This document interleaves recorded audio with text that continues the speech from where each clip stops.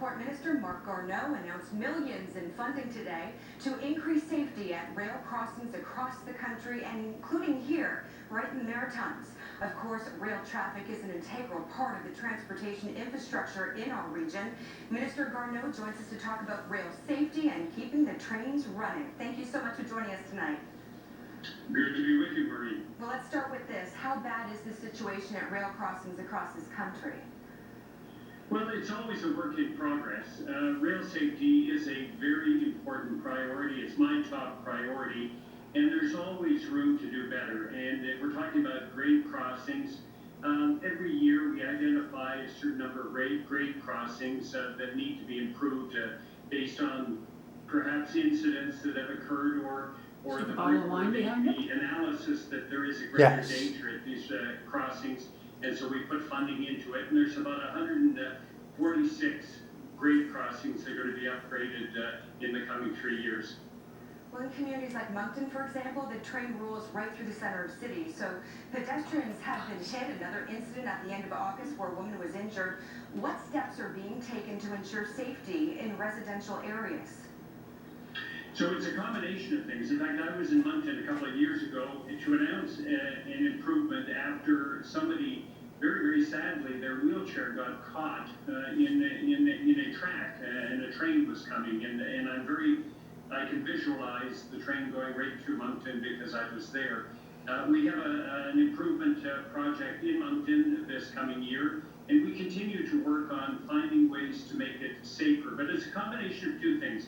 You can add measures such as gates and bells and lights and warnings so that, for example, vehicles are not going to, or pedestrians are not going to walk when there's a train that's coming by. And the other part of it is education. And I really urge Canadians to bear in mind that, it's important when you approach a track to take all the necessary precautions because it's a dangerous place.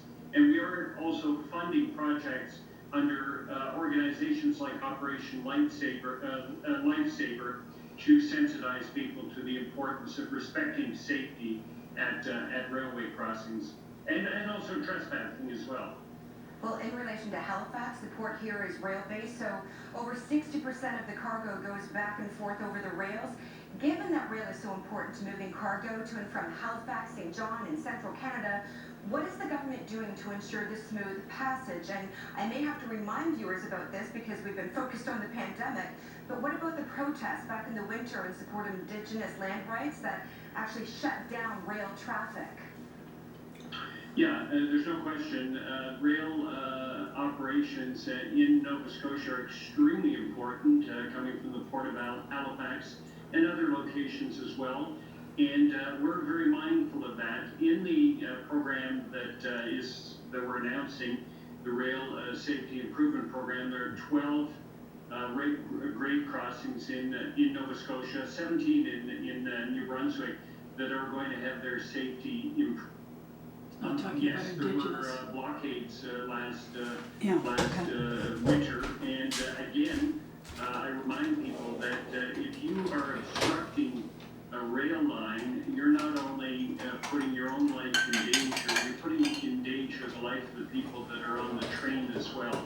And so it is very, very important to stay away from trains. This is an ongoing challenge for us, and we have to keep reminding people to be respectful of rail lines, and we'll continue to do it. And we keep looking at ways of trying to improve safety near the rails, but people have also got to do their part. Is your government developing a national rail plan or strategy? We recently updated what's called the Rail Safety Act, and it was a 2-year examination of it, and there are a set of recommendations that are put into it. And they address, and we are implementing those recommendations as over time. Those are focused on not only what we've just been talking about, the fact that last year 72 people died because they were hit by trains, but also on the fact that we've got to make the rail system safer to minimize the possibility of derailments, particularly when there are dangerous goods, because that can have repercussions, especially if you're passing through a community. So all of those recommendations are being put into effect. One example is we're going to put audio in locomotives so that we have a better sense, a little bit like voice cockpit recorders in airplanes, except here it's a video and audio, because these can help us to, when there is an accident, it can help us to understand what happened exactly. One way to improve services, of course, to allow competition. The rail line running in Halifax is run by one company. CN has a monopoly, so will you take steps to allow other companies to compete on the tracks? Well, Canada is the second largest country on earth, and it has over 40,000 kilometers of track. Some of it is CN, some of it is CP, and there are smaller short lines across the country. Investing in railway infrastructure is an extremely expensive undertaking, particularly when you're talking about going through areas that are already developed, as opposed to going through the countryside. So yes, of course, we'd like to see competition, but there are, let's just put it this way, challenges with bringing in competition because there's so much infrastructure that's required in order to set up alternative sources, alternative rail companies. And finally, just very quickly, this week we heard Alberta Premier Jason Kenney mention the Energy East pipeline. Quebec won't go for it, so oil will be still transported by rail. Is the Energy East pipeline project dead in your estimation?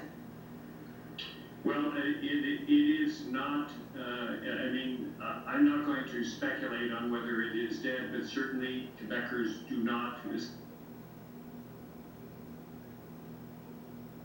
means that sometimes oil will travel by train, and as it does, going, for example, to Irving Refinery in St. John. And of course, there are additional precautions that need to be taken when you're moving oil by rail. That's why we have the Transportation of Dangerous Goods Act, to make sure that we minimize the possibility. But as we know, that's not always possible. So pipelines are definitely better. There's no question about it in terms of safety. That's our time. Thanks so much for this. My pleasure, Marie. Canada's Transport Minister, Marc Garneau. And CTV News at 6 will be right back after this quick break.